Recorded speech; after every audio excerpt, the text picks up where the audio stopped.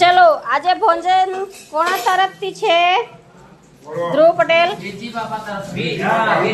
જો વીરજી બાપા હાલમાં છે નથી તો પરમાત્મા એમને એમના આત્માને શાંતિ આપે, હા. પરિવારોને આવી સેવા કરવાની ખૂબ સરસ તક આપે. હા, તો એમના છોકરા તરફથી દાન આવ્યું છે. વીરજી બાપા તો હાલમાં નથી, પરમાત્મા એમને શાંતિ આપે. શાંતિ આપે.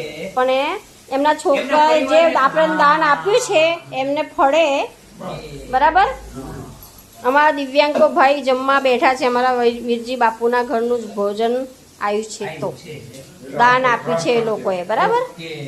તો હા, બરાબર.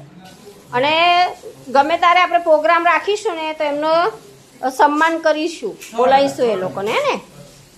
હે ને? ઓકે ઓકે, ચલો બધાને જય શ્રી કૃષ્ણ.